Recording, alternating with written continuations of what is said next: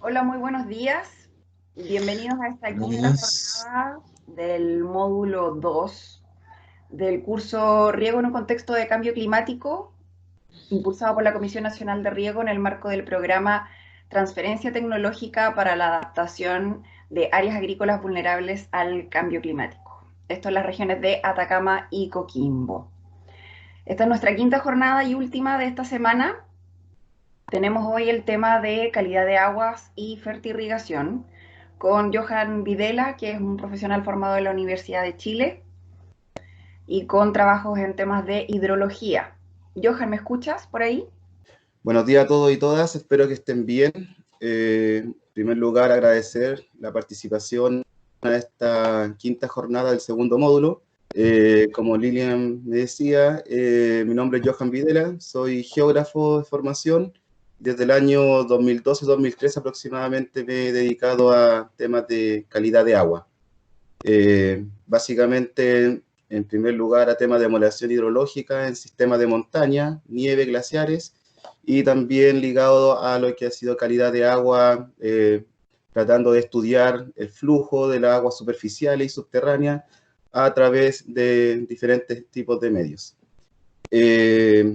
Como Lilia me comentaba, me han sido encargado generar la presentación acerca de calidad de agua y fertirrigación en esta oportunidad. Así que es lo que vamos a estar conversando, y si es que tienen alguna consulta, duda, por favor, no duden en interrumpirme o escribirme en el chat. Voy a estar pendiente a ello. Así que muchas gracias. Ok. Lina, por favor, me confirma si es que se está compartiendo la pantalla. Sí, se está compartiendo, la vemos perfecto. Ok.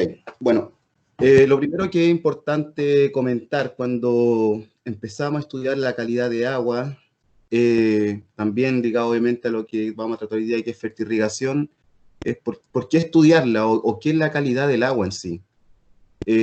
Muchas veces, seguramente ustedes en su diario vivir han escuchado noticias, han leído, ya han hablado acerca de lo que es la calidad de agua, y quizás probablemente lo que es calidad de agua en ciertos tipos de normas o ciertos tipos de aprovechamiento del recurso no va a ser calidad de agua para otros tipos de actividades. Entonces, desde el punto de vista, vamos a entender calidad de agua como una norma o algún estándar que va a permitir conocer si ese agua o ese recurso es aprovechable para cierto tipo de actividad. Entonces, desde ese punto de vista, la calidad de agua no siempre va a ser igual para todas las actividades económicas o de uso que nosotros queramos emplear. Y dependiendo del tipo de actividad que nosotros queramos hacer, vamos a conocer también los diferentes tipos de calidad de agua. Entonces, a modo de agenda, hoy día vamos a tener dos grandes unidades, que en primer lugar va a ser calidad de agua y en segundo lugar fertirrigación, tratando de unir estas dos variables en lo que estamos analizando, que es ligado al contexto de riego en cambio climático. Entonces, para poder partir de esta presentación, vamos a ver un pequeño video que se hizo hace unos años atrás por la Organización Mundial de la Salud y que tiene varias versiones en diferentes tipos de idiomas, y esta obviamente corresponde a la versión latinoamericana. Así que, por favor, me confirmen si se escucha bien el audio. Hace 4.500 millones de años, la Tierra se Sí, se fundía. escucha el audio. Pasaron cientos de millones de años para que ésta se enfriara y permitiera la condensación de esos vapores que a su vez crearon las primeras lluvias, y con ellas se formaron océanos, mares y ríos. Las primeras formas de vida surgieron en el agua y posteriormente se adaptaron a la vida en la Tierra. Varios científicos desde hace tiempo atrás han explicado el origen de la vida y su evolución. La evolución del hombre y el cambio de ser nómadas a establecerse en zonas fijas ricas en alimento para dedicarse a la agricultura, caza y pesca fueron inicialmente los elementos que le proporcionaban una mejor vida. Sin embargo, en la actualidad el hombre busca otros elementos que contribuyan a tener una vida digna, cómoda, agradable y satisfactoria. ¿Cuáles son esos componentes que permiten tener una vida digna? Estos componentes son un conjunto de bienes sociales y materiales, como una vivienda digna, electricidad, educación, salud y servicios como el acceso al agua, los cuales actualmente son fundamentales para una calidad de vida. Sin embargo, el agua dulce es un recurso limitado y su calidad ha estado bajo presión constante. La búsqueda de mejores condiciones de vida ha generado una sobreexplotación de los recursos naturales. La alteración de los factores ambientales influye sin duda alguna en la calidad de vida de todo organismo, incluyendo al hombre. Preservar la calidad del agua dulce es muy importante para la producción de alimentos, la ganadería y el abastecimiento de agua para consumo humano. Por esto, es necesario evaluar constantemente que la composición de la misma no sea perjudicial para la salud. La calidad requerida para el consumo de este vital líquido es un tema urgente y sus estándares de calidad deben ser irrefutables. En la actualidad, la calidad del agua se ha visto en deterioro y esto ha llevado a una disminución en su disponibilidad. De acuerdo con la Organización Mundial de la Salud, en este momento, 1.100 millones de personas no tienen una fuente de agua mejorada. Este es un recurso vital para el ser humano y el acceso al agua potable forma parte importante de los derechos humanos. Ha quedado demostrado por mucho tiempo que la falta de agua se convierte en pobreza recurrente, además de que determina la salud general de cualquier población. Por esto, el futuro cercano plantea un reto enorme. Hagamos conciencia. El agua es un bien tuyo y es un bien de todos. Cuidemos este patrimonio vital de la humanidad. Por eso, cuando busquemos una buena calidad de vida, debemos pensar en contribuir a tener una buena calidad del agua.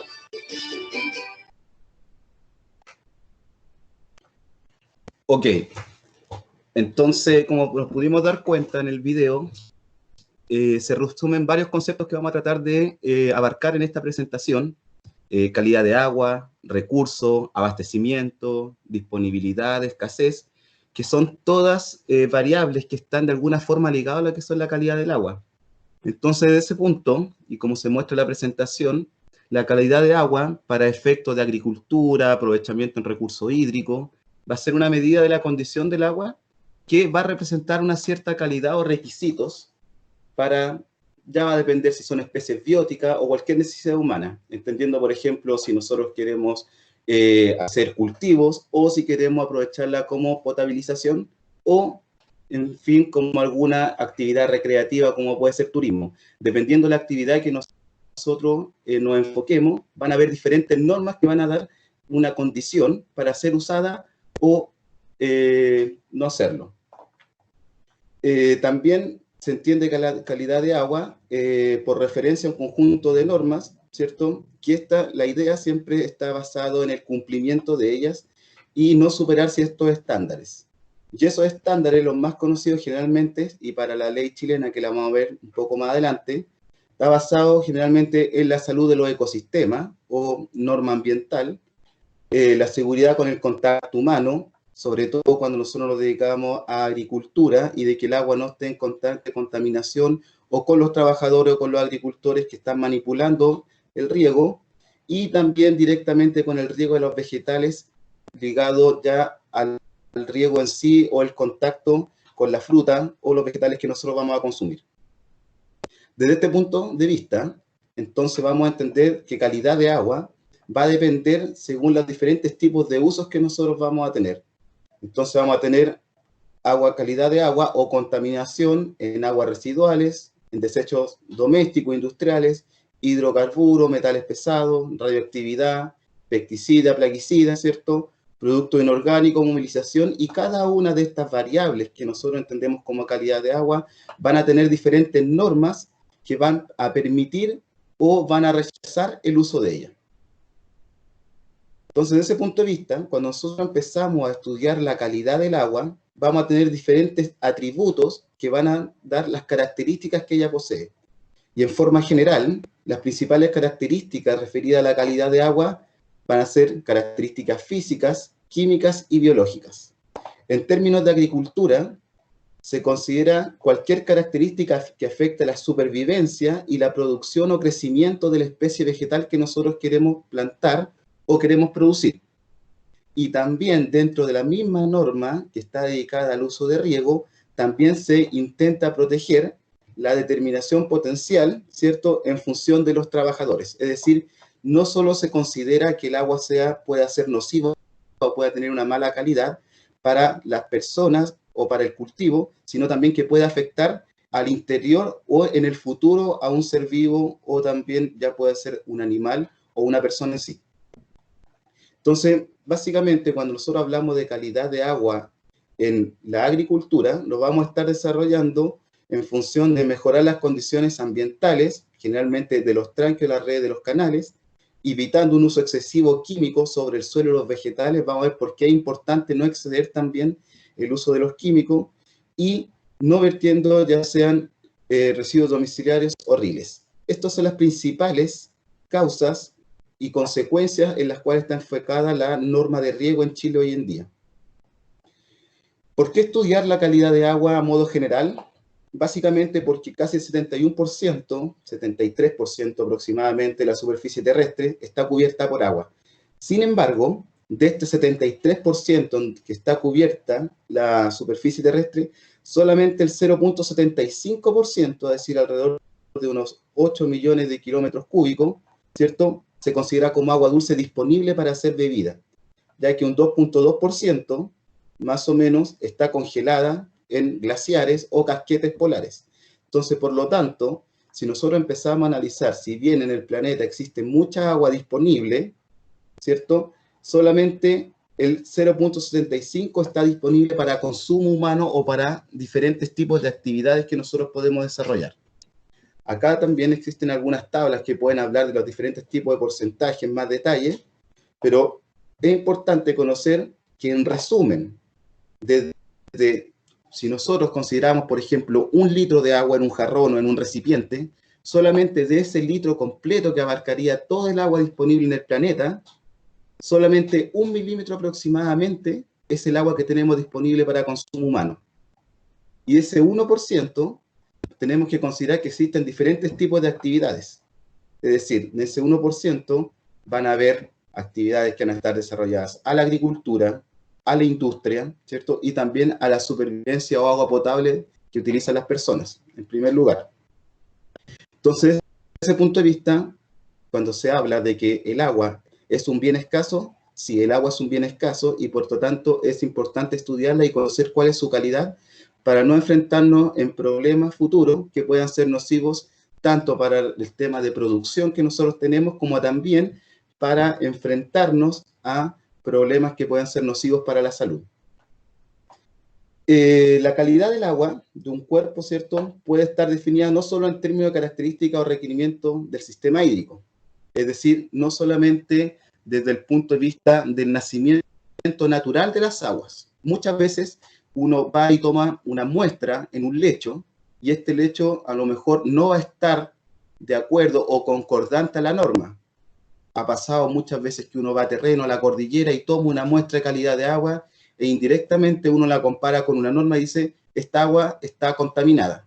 Y empiezan problemas ambientales, seguimiento, pero también tenemos que recordar que hay ríos que hidrológicamente, en forma natural, tienen una composición de minerales que son fuertes. Entonces, no necesariamente cuando nosotros comprendemos calidad de agua, va a significar que el río está contaminado, sino que probablemente ese río en condición natural tiene una contaminación o tiene estándares químicos, físicos o biológicos que superan la norma para un determinado uso. Entonces, cuando nosotros también hablamos de calidad de agua, es importante saber si es que está contaminada para una cierta norma, o si es que en verdad ese río tiene en forma natural ese tipo de agua. Entonces, desde ese punto de vista lo podemos entender como según términos o características predefinidas para un uso, o también con los requisitos exigidos a los efluentes. Por ejemplo, puede haber un río que naturalmente trae un agua que es alcalina, pero inmediatamente un efluente, es decir, un río o un brazo de este, puede traer un agua o una calidad de agua que está cargada o acidificada por franjas metalogénicas que encontramos en forma natural en la cordillera. Entonces, eso es importante, no confundir cuando nosotros decimos que o tomamos una muestra en un río y que viene naturalmente comprometida de acuerdo a su origen, o viene artificialmente comprometida producto de alguna industrialización o alguna actividad que se encuentra acá arriba.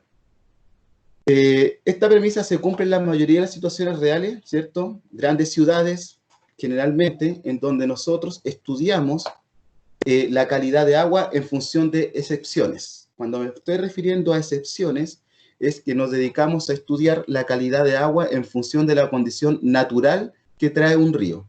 Entonces, muchas veces vamos a encontrar que hay variables que, producto de la naturaleza, no sirven para requisitos, por ejemplo, como calidad de agua. Y en ese caso, lo que nosotros tenemos que hacer es generar un tratamiento o una limpieza de los residuos, ya sean materiales particulados o limpiezas por otros términos químicos o biológicos que van a permitir mejorar el agua para cierta actividad.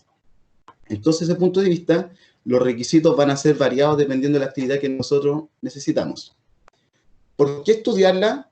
Básicamente porque el agua la podemos entender como una condición de sistema, en donde producto del origen de las cuencas, por ejemplo, en el caso de Chile, casi todas las cuencas comprendidas entre la cuarta y la octava región tienen un carácter nivopluvial, es decir, en primer lugar están caracterizadas por la presencia de nieve en la cordillera o glaciares, y en segundo lugar por efecto de las precipitaciones en la zona central. Entonces, desde ese punto de vista, tenemos que entender que el agua hace un recorrido sistémico desde cordillera, pasando por lagos o embalses, hacia el mar. Pero en esta condición de paso, nosotros como personas y también naturalmente, en el caso de bosque o tipo de suelo, el agua se ve afectada a un cambio. Y este cambio es necesario considerarlo y entenderlo dependiendo del lugar en donde nosotros estemos viviendo o habitando este sistema. Entonces, en primer lugar, generalmente, para términos de montaña, nosotros vivimos en un sistema de alzamiento tectónico con múltiples fallas geológicas naturales, en donde una gran cantidad de agua, con solo el hecho de ya haber tocado o haber precipitado, ya haber pasado por estos medios permeables en cordillera, ya se va a ver afectada a una gran carga de metales. Es por eso que la norma chilena, en términos de riego y también en términos de agua potable, exige los parámetros o el estudio de los parámetros de alrededor 23 variables que están asociadas a cargas de materiales pesados, que las vamos a ver en una diapositiva más adelante. Y por ello, es también importante conocer el lugar por donde pasan estas, es decir, el medio geológico por donde esta agua se traslada, para saber si tiene relación a su condición natural o en verdad tiene relación a una condición que no es propia del lugar donde está haciendo o está fluyendo esta superficie. Luego, en una segunda etapa, también se estudian materiales biológicos o químicos que no están asociados al origen del agua, sino que están asociados a cargas que probablemente vienen de la ciudad o del uso cotidiano, como nosotros lo podemos hacer con materiales domésticos o riles o residuos industriales líquidos, para poder entenderlo. Otra forma u otra variable de por qué es importante estudiar el agua tiene que ver con el tiempo de residencia, es decir, cuánto el agua o cuál es el tiempo que el agua demora en pasar por la superficie terrestre. Por ejemplo, tenemos que para el tiempo de los glaciares, más o menos una gota del momento que precipita, se transforma en agua, llega al mar y regresa a los glaciares, tiene un tiempo de residencia más o menos de 20 a 100 años. Es decir, el ciclo hidrológico se demora entre 20 a 100 años en volver a un glaciar o volver a tocar un glaciar, entre comillas, la misma gota de agua. Sin embargo, en aguas subterráneas incluso podemos llegar a 10.000 años. Entonces, esto es bastante importante porque en la región o la cuarta región en donde ustedes se encuentran, en promedio tiene hoy en día 836, 840 glaciares, que nos dejan de ser menos y que en promedio resumen alrededor de 48 kilómetros cuadrados. Es decir, la fuente o cantidad de agua que está disponible en los glaciares en la alta montaña y que tiene que hacer un recorrido para llegar hasta sus casas o hasta sus cultivos, ¿cierto? No es menor. Y luego, desde el momento que nosotros generamos una intervención o disminuimos su calidad, va a demorar en promedio 20 a 100 años en el caso que haya fluido en forma superficial o incluso 10.000 años en el caso que haya infiltrado en alguna agua subterránea. Desde ese punto de vista, podemos entender que los recursos disponibles en la superficie terrestre no tienen un retorno o una residencia a escala humana, sino que tienen una residencia a escala geológica. Y ello es la importancia de aprovechar ese milímetro de agua que yo les contaba, que en el caso de que hiciéramos un símil con un litro, es importante saber de qué forma o de la mejor forma poder ocuparlo. En términos de calidad de agua química, es importante estudiarla debido a que lo que precipita desde una nube va a ser H2O, es decir, agua en estado puro. Sin embargo, la concentración química de los minerales suspendidos, llámense aerosoles, CO2, que pueden existir en la atmósfera, no va a ser ya luego una precipitación de CO2, sino que generalmente va a ser una precipitación de CO2 más H2O, ¿cierto? Y más aerosoles. Y finalmente lo que va a caer, ¿cierto? En términos de agua, ya no vamos a tener agua en estado puro, sino que va a ser algo más o menos HCO3 o hidróxido de agua, ¿cierto? Y lo que va a hacer que esta agua H2O, a estar mezclada con CO2, va a acidificar el suelo. Y al acidificar el suelo, lo que va a hacer va a estar meteorizando la roca, y al generar esta meteorización, va a estar destruyéndola. Y es por ello que el agua, al precipitar sobre una superficie, se lleva con ello una cantidad de minerales, que luego son minerales producto de la evaporación. Lo que va a quedar en el suelo van a ser todos estos minerales que estaban en una roca madre. Entonces, desde el punto de vista químico, lo que va a precipitar no solo va a ser agua, sino que va a ser agua más toda la contaminación que existe en la atmósfera. Luego, una vez que precipita esta agua, que ya no es solo agua, sino que es agua más una cantidad de minerales, va a acidificar las rocas, las va a romper y las va a meteorizar, y los minerales que se encuentren en ella se los va a arrastrar, ya sea por los ríos o eventualmente por las tuberías de regadío. Luego, al momento de evaporarse esa agua, lo que se va a evaporar va a ser H2O para volver a la atmósfera. Pero toda esa contaminación o va a quedar en el sustrato del suelo, o probablemente también puede quedar en el sustrato que está ligado a los estanques o las tuberías que ustedes van a utilizar en el fertirriego. Entonces, por eso es importante conocer bien la calidad del agua con la que estamos regando o la calidad de agua que nosotros estamos consumiendo para no llegar a este tipo de solución o precipitación de minerales pesados.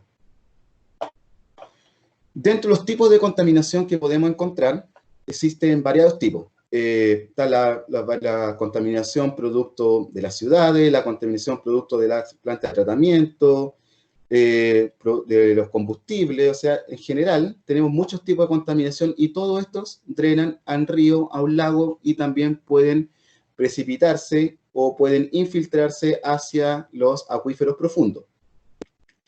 En términos de contaminación de agua, generalmente vamos a entender, por ejemplo, como indica esta foto, que si bien nosotros podemos ver que es basura, toda esta basura en algún compuesto químico, ¿cierto?, de formación, ya sea del plástico, el papel, celulosa, por ejemplo, u otro, vamos a tener materiales químicos, físicos y biológicos. Y todo esto obviamente va a finalizar en degradar el agua o en cambiar la condición natural que ésta pueda tener. Y este proceso, ¿cierto?, generalmente está entendido como que los sólidos suspendidos o disueltos, ¿cierto?, hasta la descarga de contaminantes tóxicos, mediante un proceso que puede ser solamente en agregar una pequeña partícula de plástico al agua, hasta agregar materiales pesados que puedan ser nocivos para las personas. Y dentro de esos materiales pesados tenemos, por ejemplo, pesticidas, ¿cierto?, compuestos químicos y los compuestos bioacumulables, por ejemplo, como los detergentes, que si bien son biodegradables, ¿sí?, en el corto plazo también son contaminantes. Así, desde el punto de vista de la contaminación del agua, vamos a tener dos grandes conjuntos: la contaminación puntual y la contaminación no puntual. La contaminación puntual va a ser aquella en donde nosotros tenemos un punto específico de descarga de contaminantes. Por ejemplo, RILES, residuos industriales líquidos, que descargan desde una ciudad o descargan desde un punto, una industria, directamente al río. Entonces, esos generalmente son muy fáciles de monitorear, porque están generalmente asociados a una resolución de calificación ambiental, producto de un estudio de impacto ambiental, ¿cierto? En donde tienen que comprometerse a seguir ciertas normas. Y también tenemos desde otro punto la contaminación no puntual o difusa, que es generalmente la que más cuesta hacer el seguimiento, porque también al hablar de difusa significa que está expandida en grandes áreas. Y de ese punto de vista, generalmente lo que tenemos en las contaminaciones difusas son aquellas que están asociados a parcelas, agricultura, ganadería, que son aquellas que contaminan de una forma muy pequeña, ¿cierto? Pero que en el tiempo la acumulación puede ser muy grande y nociva para las personas. Desde este punto, ya sea física, puntual o no puntual, siempre vamos a tener estos cambios en la estructura de la calidad del agua, que va a ser físicos, químicos, biológicos y bacteriológicos. Y la suma de todos ellos va a incluir los diferentes tipos de contaminación del agua. Y la norma chilena también está enfocada al estudio de todos estos parámetros. Entonces, dentro de los parámetros físicos vamos a tener sabor, olor, color, turbidez. Dentro de los químicos, generalmente lo que analizamos son variables como pH, dureza, sólidos disueltos, es decir, cuánta cantidad de minerales existen en un litro de agua, alcalinidad, acidez del mineral, si el residuo está en estado seco, ¿cierto? Cloruro, nitrato y todo generalmente las características químicas. Dentro de los biológicos, ¿cierto? Está relacionado obviamente con la demanda biológica, es decir, cuánta cantidad de microorganismos existen en un litro de agua o en un milímetro. Y dentro de los bacteriológicos generalmente se revisan que no tengan bacterias como la Escherichia coli, que es la que generalmente a nosotros nos provoca náuseas, diarrea o malestares estomacales. Dentro de los factores físicos de la calidad de agua, generalmente lo que afectan son relacionados al tiempo, al clima, fenómeno del niño-niña y radiación solar. Porque si bien estos generalmente están dominados a factores de gran escala, llámese masa oceánica, también afectan en la contaminación del agua. Básicamente, cuando nosotros, por ejemplo, estudiamos el fenómeno del niño y la niña, que son fenómenos que seguramente ustedes han escuchado más de una vez, el fenómeno del niño, ¿cierto?, es una corriente tibia de agua que genera mayor evaporación y junto con ello también mayor precipitación. Mientras tanto, la corriente de la niña es una corriente de agua helada en el mar, por lo menos, y por ello genera menor evaporación. Entonces, quizás la pregunta es, ¿cómo se relacionan estos fenómenos que son a escala global en fenómenos locales de la calidad del agua? Cuando nosotros tenemos mayor evaporación, también significa que tenemos mayor cantidad de nubes, y las nubes cuando chocan en la cordillera de los Andes generan mayor precipitación. Al generar mayor precipitación, también tienen una mayor área de cobertura dentro de una cuenca, y por lo tanto la cantidad de minerales que puedan arrastrar al precipitar también va a ser mayor. Y en contraparte, cuando tenemos fenómenos de la niña, tenemos menores precipitaciones, esa cantidad de agua precipita en menos áreas dentro de la cuenca y por lo tanto el arrastre de sedimentos o materiales químicos que se puedan encontrar sobre la superficie terrestre también es menor. Entonces eso hace que años niña o años niñas también influyan en la calidad de agua, ya si bien, como les dije, en fenómenos oceánicos de escala mayor, también pueden ser influenciados en fenómenos locales. Otros fenómenos son como la precipitación, también la evaporación, que están relacionadas al otro, y obviamente la temperatura del agua, que varía en pequeños rangos durante el día, y el aumentar la temperatura o disminuir la temperatura del agua también hace que afecten parámetros químicos significativos. Por ejemplo, cuando aumentamos la temperatura, ¿cierto?, las moléculas que están al interior del agua se mueven con mayor rapidez, y eso significa que generan una mayor carga eléctrica. Y eso altera la conductividad eléctrica que tiene el agua, que es un parámetro químico que nosotros analizamos. Dentro de los factores químicos que se pueden encontrar, ¿cierto?, está principalmente la fotosíntesis, que si bien es un fenómeno que está asociado a las plantas, ¿cierto?, también tiene que ver con la producción de oxígeno que generan los microorganismos vegetales, plancton, por ejemplo, asociado a el agua. Cuando en el agua se genera mucha actividad fotosintética, el agua gana una gran cantidad de oxígeno. Entonces, probablemente, si es que alguien de ustedes, de las personas de la audiencia, tiene un embalse o un tranque, quizás un día puede existir que su agua está completamente clara, pero al paso de 2, 3, 4 días, la actividad fotosintética de ese tranque o de ese estanque aumentó. Entonces, es decir, aumentó la cantidad de producción de oxígeno y el agua ya no va a ser clara, sino que el agua va a pasar a tener un color verdoso. Lo mismo pasa cuando nosotros tenemos una piscina, ¿cierto? Y con el paso de los días tenemos pequeños factores biológicos, ¿cierto? Que están haciendo fotosíntesis en el agua, y al ganar fotosíntesis aumenta la producción de oxígeno, y al aumentar la producción de oxígeno el agua se transforma verde. El agua necesita oxígeno en su estado natural, para que esté con una buena calidad, ya sea para beber o para generar regadío. Pero cuando el agua gana mucho oxígeno, no es buena, porque la cantidad también de microorganismos crece. Como nosotros necesitamos oxígeno para sobrevivir, las plantas también lo necesitan. Y a mayor cantidad de oxígeno en el agua, mayor cantidad también de absorción y de crecimiento de microorganismos. Dentro de la turbidez, también, que es el parámetro para transmitir luz desde un lado a otro, también lo que se trata de saber es cuántas partículas, ya sea de suelo, arcilla o sedimento, existen, cuánta es la cantidad de materia orgánica o cuánto es el plancton también que se puede encontrar de ellas.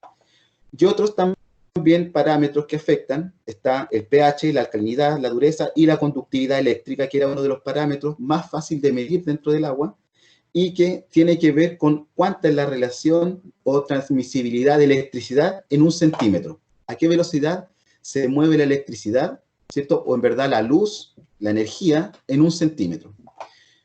¿Qué nos indica esto? Que mientras más rápida es la conductividad eléctrica en el agua, mayor cantidad de minerales conductivos de electricidad tiene el agua.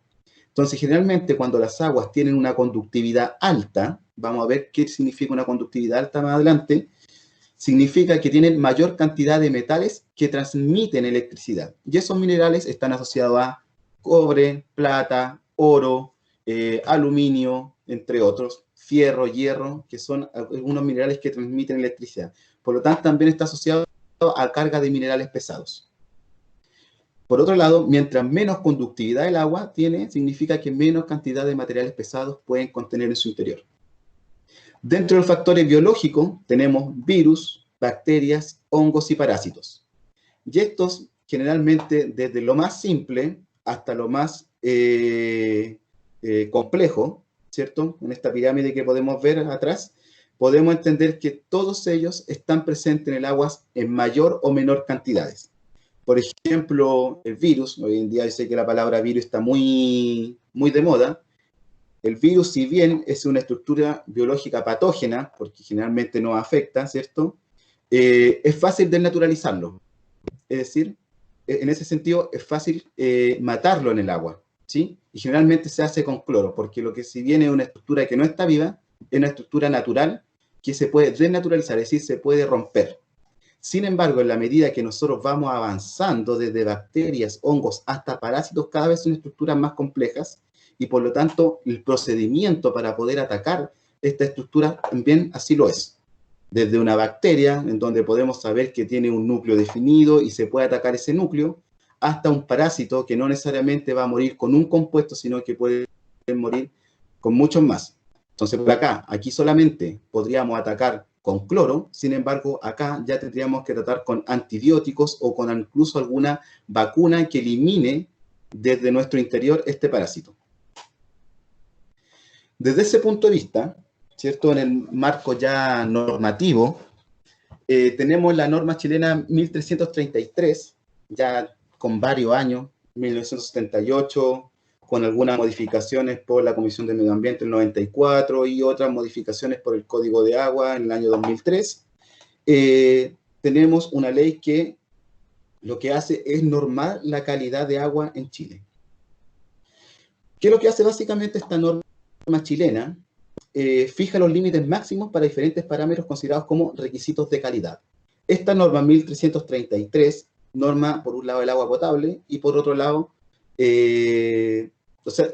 norma 3 básicas. Norma el agua potable, es decir, el consumo humano, la norma de riego y además el agua destinada para fines turísticos o de distensión. Por ejemplo, aguas termales, piscinas, que pueden estar afectadas también a las personas para dañarle la salud.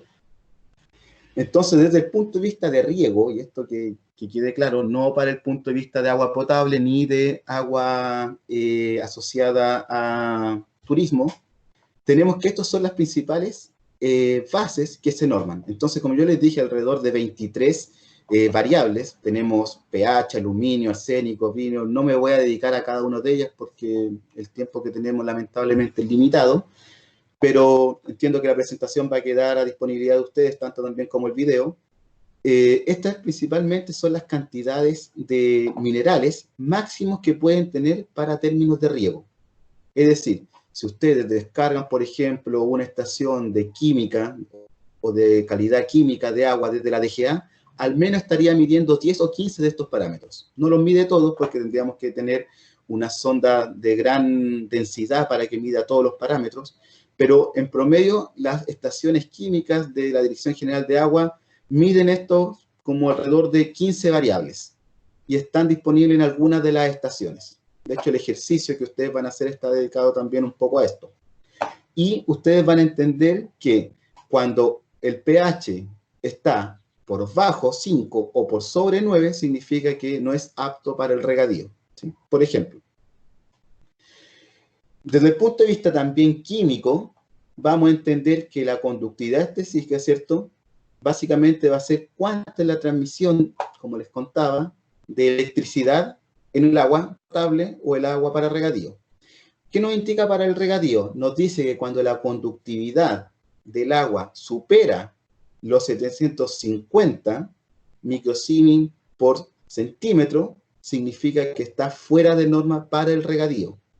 Entonces, una de las preguntas normales es, ¿qué calidad o qué conductividad eléctrica tiene el agua que yo en este momento estoy ocupando para regadío o para consumo? Por ejemplo, acá tenemos que agua desionizada, es decir, el agua normal que generalmente, bueno, ahora ya no se hace, pero antes se le echaba a la batería, o el agua que uno compra, agua desmineralizada, generalmente tiene una conductividad de 5,5 microsiemens por metro. ¿Sí? Es decir, unos 550 por centímetro. El agua potable, ¿cierto? Típica tiene 50, es decir, hasta 500 por centímetro cuadrado, si lo vemos en esa escala. Es decir, un agua potable para consumo humano no debería tener más de 500 microsiemens. Sin embargo, dependiendo de los tipos de minerales que se pueden encontrar en Chile, incluso hay aguas potables que pueden tener hasta 1250 microsiemens por centímetro cuadrado, y el agua de mar tiene alrededor de 5, es decir, 5 siemens por metro, una conductividad súper alta. Entonces, va a depender básicamente de cómo nosotros queramos, o para qué nosotros queramos ocupar el agua, cuál va a ser la conductividad. Pero si nosotros tenemos una conductividad sobre 750, ¿cierto? Centímetros, microsiemens, para agua de riego, nosotros deberíamos empezar a preocuparnos y saber qué es lo que está ocurriendo, ¿sí? Entonces, ¿cómo medimos todas estas variables? Porque químicamente son bastante complejas, no siempre tenemos la oportunidad de hacer exámenes de laboratorio, existen varias formas. Una de las formas más conocidas que obviamente utiliza la Dirección General de Agua ya hace muchos años, 1978 aproximadamente, son colocando estaciones en diferentes puntos de una cuenca, puntos representativos, confluentes, afluentes o efluentes de una cuenca, y que permiten medir los parámetros más importantes. Generalmente están asociados a pH y conductividad eléctrica, ya que son dos variables que a través de ellas e indirectamente nosotros podemos derivar muchas otras variables. Por ejemplo, si la conductividad del agua es muy alta, significa que trae muchos minerales pesados. Entonces ahí deberíamos potenciar y decir, ok, aquí vamos a concentrarnos en medir la calidad del agua. Y eso se hace mediante estaciones.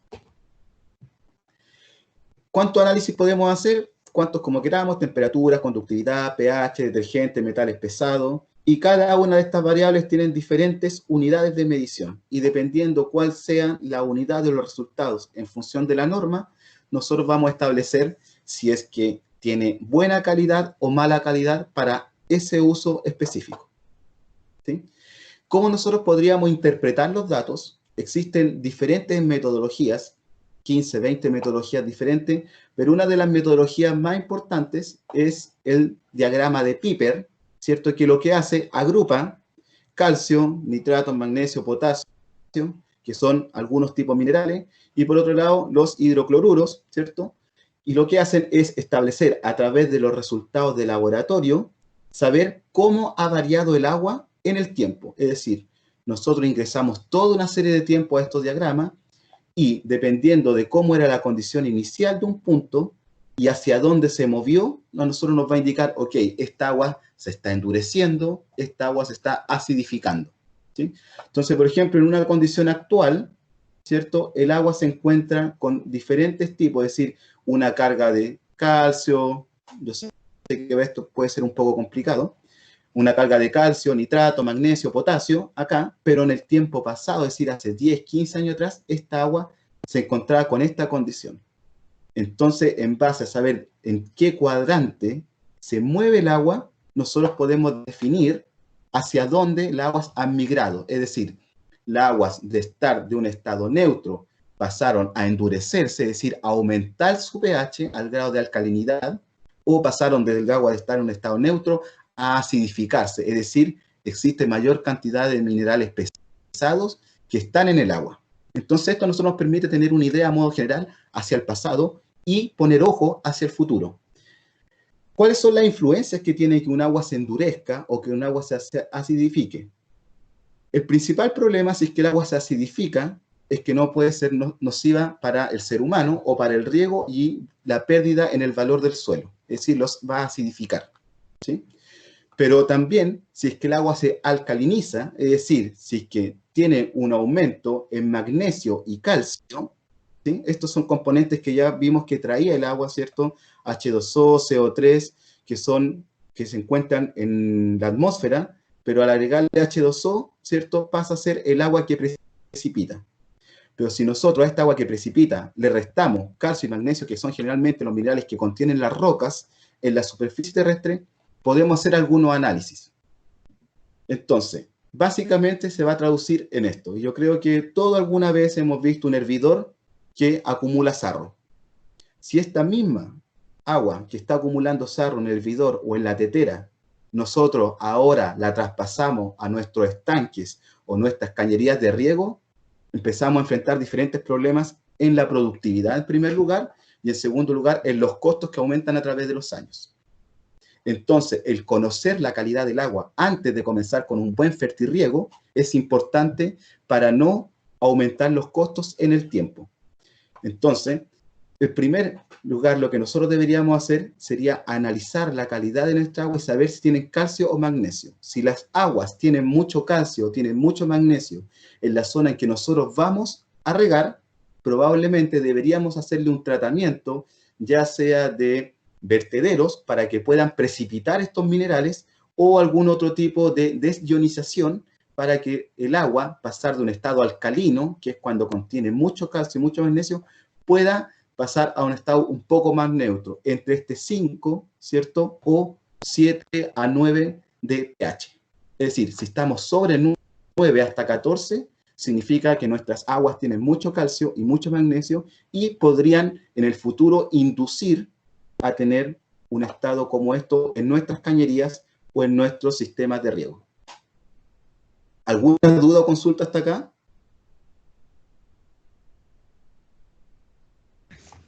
Todo perfecto, Johan. Perfecto, gracias.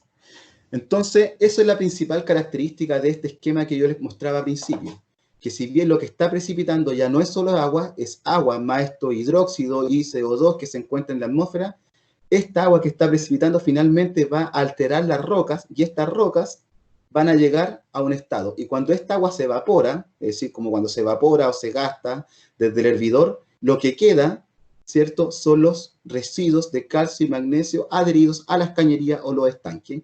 O también son estos colores cuando se empiezan a poner un poquito más blancas las rocas en los lechos del río, que son producto de la evaporación o la precipitación de estos sólidos. Entonces, esta no la voy a pasar porque es lo mismo explicado de otra forma. De hecho, la idea es que ustedes en el futuro, si es que tienen alguna duda o consulta, puedan consultar en este video que está acá y puedan ver cómo es el paso completo desde cuando precipita una gota de agua hasta cuando el agua se vuelve a evaporar, es decir, en todo este esquema, se vuelve a evaporar y vuelve a generar H2O en la atmósfera, pero quedan todos los sólidos en superficie o quedan todos los sólidos precipitados. ¿Qué tenemos? Dentro también del marco tenemos diferentes tipos normativos.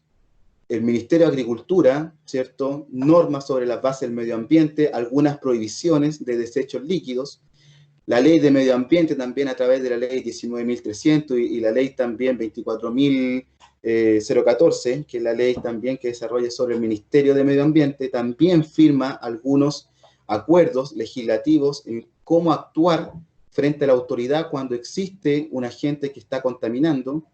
Código de agua también norma en su artículo 92 y en el artículo 14 algunos fenómenos de cómo poder también actuar frente a ello. Y otros instrumentos legales, por ejemplo, el Servicio Agrícola y Ganadero también fija normas de protección contra las aguas. Entonces, como les dije, existen diferentes organismos, que si bien existe una norma o una ley de riego, el Ministerio de Agricultura también tiene normas, la ley de medio ambiente también tiene normas, y obviamente otros instrumentos también. Entonces va a depender del tipo de organismo o la función que nosotros queramos crear, va a depender cómo nosotros deberíamos actuar frente a la ley. ¿Sí? Sistema de tratamiento y monitoreo. Básicamente existen los sistemas de tratamiento, ¿cierto? Como la eliminación de contaminantes por la influencia de la gravedad, es decir, podemos generar decantadores para que precipiten todos estos fenómenos de magnesio y calcio, material particulado que se puede encontrar, pero también existen tratamientos químicos como las plantas de tratamiento, en donde generalmente lo que le aplican al agua puede ser hipoclorito de sodio, ácido hipocloroso, cloro, también partillas o partículas de ozono 3, o también termoluminiscencia, que son algunas formas químicas para eliminar las contaminaciones que pueden existir en el agua. Las plantas de tratamiento más comunes en regadío son los decantadores para eliminar partículas, y en segundo lugar estos tanques flotantes que son para eliminar los residuos que puede botar la gente. Me imagino que aquellas personas que son agricultores aquí es pan de cada día ver botellas, pañales, residuos sólidos en todos los canales de regadío. Entonces son algunas formas, pero ¿qué pasa con los microorganismos? ¿Cómo lo eliminamos? No existe otra forma de eliminar microorganismos que no sean por tratamientos químicos. Entonces ahí, lamentablemente, necesitamos tener una planta química o agregar lo que generalmente agregamos al agua. Como les decía, hipoclorito de sodio, ozono 3 o simplemente cloro, dependiendo de los tipos que nosotros queremos eliminar. ¿Sí? Entonces, no sé si existe alguna duda respecto a lo que es calidad de agua. Entonces, ahora vamos a tratar de ligar estos mismos conocimientos con el fertirriego en los pocos minutos que me quedan. Johan, ¿sí? Tenemos una duda. ¿Sí? Edison pregunta, ¿qué es la eutrofización? Excelente pregunta, lo pasé muy claro. La eutrofización tiene relación con la acumulación de microorganismos o plantas, si lo quieren ver de alguna forma, dentro del agua. Entonces, la eutrofización, generalmente, como yo le explicaba, es cuando las plantas o estos microorganismos como plancton activan de forma muy rápida la fotosíntesis y ganan oxígeno. Es decir, transforman un agua clara en un agua verde. Pueden ser en horas, en días o en semanas. Y generalmente se dan en agua detenida. Mientras el agua está detenida, ¿cierto? Se genera una pérdida de oxígeno por un lado, pero se genera una ganancia ¿cómo se llama? Se me fue la palabra. Una ganancia de fotosíntesis. Como ustedes deben saber, las plantas consumen CO2 y también consumen radiación solar, ¿cierto? ¿Y qué es lo que eliminan? Eliminan oxígeno. Es decir, entregan oxígeno al medio ambiente. Entonces, lo mismo pasa en el agua. Al aumentar su actividad fotosintética, si bien el agua detenida pierde oxígeno, pero al tener muchas partículas o al tener muchos microorganismos biológicos dentro del agua, también van a estar entregando oxígeno. Entonces, la eutrofización básicamente se conoce como la ganancia de oxígeno en el agua, ¿sí? Producto de microorganismos. Es decir, el agua pasa a estar clara a estar verde. Y generalmente uno tiende a ver el agua detenida un poco más verde, porque el agua ganaron mucho oxígeno y llega un momento en donde se empieza a descomponer. Es como cuando se quedan las flores, un ramo de flores se quedan en un florero, y al paso de los días, esta agua ya tiende a estar hedionda. Eso es básicamente eutrofización. espero haber consultado de forma más o menos clara el fenómeno. ¿Alguna otra consulta? ¿Duda? Ok. Entonces, fertirrigación. Bueno, la fertirrigación, básicamente existen varios componentes, pero en palabras fáciles es generar, ¿cierto? A través del riego, agregar todos los nutrientes que necesita una planta para poder crecer de forma correcta. Entonces, generalmente los riegos tradicionales, ¿cierto? Los nutrientes se distribuyen en un volumen húmedo, ¿cierto? Es decir, se riega, se distribuyen los nutrientes o se distribuyen los nutrientes antes de generar la plantación a fin de poder fortificar el suelo. La aplicación de fertilizante al voleo, es decir, cuando se lanzan en suspensión, ¿cierto? Generalmente están agregados por bandas, por surcos, como puedan también interpretarlo. Generalmente cuando se distribuye en una fertilización normal, no se considera mucho el estado de los nutrientes del suelo, a menos que se hagan calicates y se puedan medir exactamente, pero no siempre se tienen en consideración. Entonces, esta es una de las cosas más importantes a tener en consideración en el fertirriego. Cuando nosotros trabajamos en fertirriego, ¿cierto? Es importante saber qué tipo de nutrientes, ¿cierto? En primer lugar, se están agregando, y en segundo lugar, si es que componen o tienen correlación con el tipo de suelo que nosotros estamos generando. Debido a que principalmente la fertirrigación va a ser en una parte muy pequeña de metros cuadrados, centímetros cuadrados, y por lo tanto puede alterar esa parcela. Entendiendo esa parcela como un metro cuadrado, un centímetro cuadrado, donde va a caer el nutriente específicamente. Entonces, la fertirrigación implica interacciones químicas entre los componentes y las partículas del suelo que llevan cargas eléctricas permanentemente. Es decir, los nutrientes que se van a insertar a través de este fertirriego, ¿cierto? Van a llevar cargas eléctricas que pueden ser positivas y negativas. Y esas cargas eléctricas van también a acidificar, ¿cierto? O ionizar el suelo. Y por lo tanto, nosotros podemos generar de mala forma una contaminación del suelo en pocas temporadas de uso agrícola. Entonces, por ejemplo, acá tenemos que el nitrógeno, ¿cierto? En soluciones de fertilizantes está disponible principalmente en tres formas: con carga eléctrica positiva, negativas y sin cargas. Y dependiendo del tipo de suelo que nosotros tenemos que tratar siempre de mantener el equilibrio. Es decir, si nosotros tenemos un suelo que es negativo, deberíamos agregar fertilizantes que son de carga positiva, ¿sí? Y viceversa. Por otro lado, los fertilizantes fosfatos solubles, ¿cierto? Propensos a reacción en precipitación, son calcio y magnesio. Y dice que cuando el agua, ¿cierto? O el suelo tiene un estado de acidificación, es decir, tenemos un pH inferior a 7, 6, 5, incluso 4, lo que nosotros deberíamos hacer es alcalinizar el suelo con fertilizantes asociados a calcio y magnesio. Entonces, desde ese punto de vista, lo que intenta hacer la fertirrigación, más allá también de generar, obviamente, un crecimiento y una optimización en la planta, es importante en términos de calidad de agua, tener un buen manejo del suelo y un buen manejo de los recursos dentro del sistema irrigativo. Ello a nosotros nos va a permitir generar, en primer lugar, una optimización, ¿cierto?, en los recursos, debido a que si nosotros intentamos generar suelos neutros, ¿cierto?, neutros acidificados, nos va a permitir gastar menos en fertilizante a futuro y también gastar menos en riego, ya que los suelos van a retener agua por mayor tiempo y le van a entregar mayor cantidad también de fuerza a la planta que va a crecer.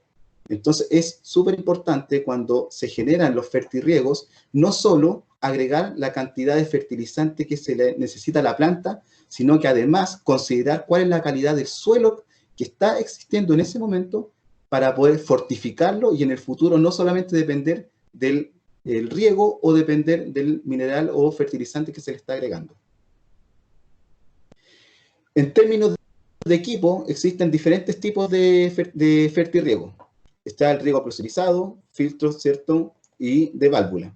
Y dentro de ellos van a depender diferentes tipos. Algunos van a estar asociados a inyección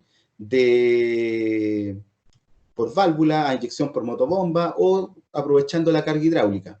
Todos ellos, sin varar de ninguno de los dos, ¿cierto? La idea va a tener agregar fertilizantes a estos equipos, ¿cierto? Y tratar de compensar el grado de acidez entre fertilizantes y suelos. Existen diferentes tipos de riego. El riego por gravedad, el más conocido y también el más barato en términos económicos, porque lo que aprovecha es la fuerza de gravedad. Generalmente se aprovecha en los invernaderos, en donde un estanque está por sobre el nivel de riego de la parcela que nosotros queremos hacer, y se agrega el agua y se agregan los fertilizantes y luego ya se distribuyen a través de la parcela. Están los riegos por inyección, ¿cierto? El principio de succión, es decir, hay una válvula que está succionando agua y a través de ella lo que succiona, dependiendo obviamente la velocidad de carga de la válvula, succiona el fertilizante, succiona agua y se genera una combinación de ello y se descarga en la planta. También está por presión diferencial, es decir, donde aquí el efecto es el inverso. Yo inyecto aire a esta válvula de contenido o estanque de agua, inyecto aire a este fertilizante y por diferencias de presiones se va la cantidad de fertilizante requerida hacia la planta. Y también están los últimos que son por carga hidráulica, en donde tengo una copa e inyecto agua por carga hidráulica o por presión potencial, ¿cierto? Inyecto también la cantidad de recursos requeridos y finalmente llegan a la parcela de riego en donde se quieran generar. Si bien todos tienen diferentes procesos, ya sean por carga hidráulica, inyección de aire, lo importante siempre saber es cuál es la calidad de agua que yo voy a estar ingresando acá y cuál es el tipo de fertilizante. Si va a ser un fertilizante cargado al calcio y magnesio o si va a ser un fertilizante cargado a potasio, ¿cierto? Potasio o fósforo, que son los que van a acidificar el suelo, ¿sí? Desde ese punto de vista, si es que mi suelo es ácido, ¿sí? Es decir, tiene una carga o pH ácido inferior a 7, significa que yo debería regar con nutrientes asociados a calcio y magnesio. Por otro lado, si es que mi suelo es alcalino, es decir, es 7 hacia arriba, significa que yo tendría que aumentar la cantidad de potasio y la cantidad de fósforo en el suelo, porque eso va a hacer que se fije mejor a la planta y que en el futuro, si yo regaba, por ejemplo, con un caudal de 1 litro por segundo, en el futuro eso me va a significar que riegue con un caudal de, no sé, 900 centímetros cúbicos por segundo. Es decir, voy a disminuir la cantidad. Es decir, la planta va a tener los nutrientes más fijados a ella y por lo tanto no va a requerir tantos nutrientes o tanta agua para que tenga una misma producción o un mismo crecimiento, ¿sí? Desde el punto de vista de cómo dosificar el fertirriego, vamos a tener dosificación cuantitativa, es decir, un aspersor que va a entregar un caudal constante, es decir, cada cierta cantidad de segundos va a entregar una gota de agua, o va a tener una dosificación proporcional, que cada cierta cantidad de horas yo voy a inyectar un volumen de agua hacia el fertirriego, ¿sí? Pero va a depender básicamente de cuál sea la característica del cultivo, que quizás probablemente aquí hayan muchos agrónomos escuchando y obviamente ellos van a tener una cantidad o un conocimiento mucho más acabado de cuáles son las cantidades o cuáles son las horas al día de los diferentes tipos de cultivos que se van a generar. Los requerimientos siempre de un fertilizante para el fertirriego son estos. Y esto está estandarizado generalmente en tablas, manuales. Si quieren en algún momento yo les puedo compartir algunos manuales que tengo de fertirriego. Pero lo principalmente es alto contenido en nutrientes en solución. Eso es lo importante, que el nutriente se disuelva en el agua. Si el nutriente tiene características de precipitar en el agua, no va a quedar en la planta, sino que va a quedar en las paredes de nuestras cañerías, tuberías o motobombas. Solubilidad completa en condiciones de campo, es decir, que también no solo sea soluble en el agua en sí, sino que también sea soluble en el suelo, que se pueda absorber hacia la planta, es decir, que la planta lo retenga. Rápida disolución en el agua de riego, ¿cierto? Grado fino para que no obstruya el sistema de goteo, bajo contenido en insolubles, mínimo contenido en agentes condicionantes, es decir, por ejemplo, que si existe una disminución en el caudal, que esto no puedan precipitar en la manguera o en la cañería, compatible con otros fertilizantes. Es decir, que el día de mañana, si es que mi sistema de goteo o mi sistema de fertilización falla, por falta de electricidad, por falta de agua, que también sean compatibles para poder aplicarlos al voleo o poder aplicarlos manualmente, ¿cierto? Sin varianzas bruscas en el pH. Es decir, que la varianza de los fertilizantes que se estén agregando al fertirriego no tengan más allá de 3,5 de cambio, es decir, de 7, que no bajen a más allá de 4,5 o que no suban más allá de 10, 11, porque eso va a significar que exista una ultra acidificación al pH y obviamente una contaminación directa a los suelos. Y esa contaminación de los suelos es bastante importante. Desde ese punto de vista, y para terminar la presentación, tenemos diferentes condiciones de suelo. Tenemos condiciones que tienen buena condición, es decir, una gran cantidad de materia orgánica, una condición moderada y una condición pobre, es decir, suelos que ya prácticamente se están cementando. Desde ese punto de vista, ¿cierto?, es importante saber cómo nosotros vamos a fertilizar. Esta diapositiva es para que ustedes la lean. Todas las diapositivas que tienen mucho texto es para que después la lean, no para que yo se la dicte. Es básicamente lo mismo que dice la anterior. Entonces, desde ese punto de vista, también hay ejemplo de lectura, existen diferentes regímenes. Hay suelos que son mejor para el riego por goteo, que van a ser aquellos que tienen un buen sistema de drenaje, en donde la gota fácilmente va a bajar. Hay otros que tienen mejor microaspersión, por ejemplo, aquellos suelos que tienen problemas para drenar, microaspersión es mejor, porque el agua se va a retener una cantidad sobre la superficie y luego se va a inyectar al suelo. En cambio, una gota por goteo, lo más probable es que si soltamos en un suelo con mal drenaje, soltamos una gota, antes que la gota se infiltre, se va a evaporar y no va a llegar a la planta. Y luego, aquellos suelos que tienen mala permeabilidad se generan por intervalos cortos, es decir, se le agrega una cantidad de agua, esta agua se infiltra, pero no se le agrega más, porque si uno agrega mucha agua, el agua queda en superficie y se evapora, entonces también estamos perdiendo. Desde ese punto de vista, entonces tenemos que afectar, o el agua, el fertirriego va a depender básicamente del tipo de suelo también que nosotros queramos tener. Es decir, en primer lugar tenemos las condiciones químicas que afectan en la cañería o en la tubería que nosotros vamos a tener, y en segundo lugar, una vez que el agua sale desde acá, tenemos que conocer estrictamente las propiedades del suelo para saber si es que es mejor aspersión por goteo o si es mejor aspersión aspersión, disculpen.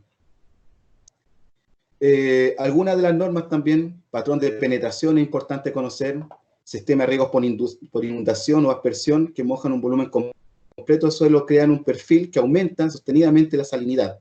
Es decir, tenemos siempre la misma cantidad de riego por aspersión en el mismo lugar. En algún momento, si es que estamos regando con muchos nutrientes, existe la posibilidad de que vamos a acidificar el suelo o lo vamos a alcalinizar. Dependiendo del tipo de suelo, si es arenoso, limoso o arcilloso, podemos tener una parcela de agua de este tipo, es decir, el agua se va a infiltrar muy rápidamente, así que en suelo arenoso sería mejor un riego por goteo, en suelo limoso sería mejor una aspersión un sistema de aspersión en determinadas horas, y en suelo arcilloso sería un tipo de aspersión, pero a determinadas horas del día, en las mañanas o en la tarde, debido a que la arcilla generalmente son prácticamente impermeables, y por lo tanto, si regamos muchas horas seguidas, la partícula de agua se va a quedar en superficie y se va a evaporar rápidamente, o si es que logra penetrar las primeras superficies o estratos o horizontes de suelo, van a quedar acá, y por capilaridad y cambio en presión hidroestática, también puede subir rápidamente y no va a ser retenida por la planta, que finalmente es lo que nos interesa. Esto también es un ejemplo de lectura. Y finalmente tenemos suelos alcalinos, que son los suelos que están asociados a colores blanquizáceos o colores pardos, y tenemos suelos ácidos, que son los suelos más rojizos. Y dependiendo si son suelos ácidos o rojizos, generalmente están asociados a arcillas y tienen una baja cantidad de penetración, ¿cierto? Es decir, en agua, y los suelos alcalinos tienen una forma de penetración un poco más rápida. Y eso también va a depender del tipo de aspersor que nosotros queramos ocupar. Y esto también era para un poco leer sobre lo último. Lili, con esto creo que termino. Me pasé un poco en el tiempo. Pido disculpas a la audiencia. No sé si hay dudas o consultas, o pasamos a la parte de ejercicios. Damos por finalizada esta quinta jornada del curso de riego y cambio climático en su segundo módulo. que correspondía esta vez revisar el tema de manejos agronómicos. Y los dejamos convidados para el módulo 3, que vamos a revisar la semana subsiguiente de este mes de julio. El módulo 4 que tenemos ya es para el mes de agosto, así que vamos a estar viéndonos en cada 2 o cada una semana. Perfecto. Espero que estén muy bien. Nos vemos entonces la semana subsiguiente y tienen toda la próxima semana para responder los ejercicios.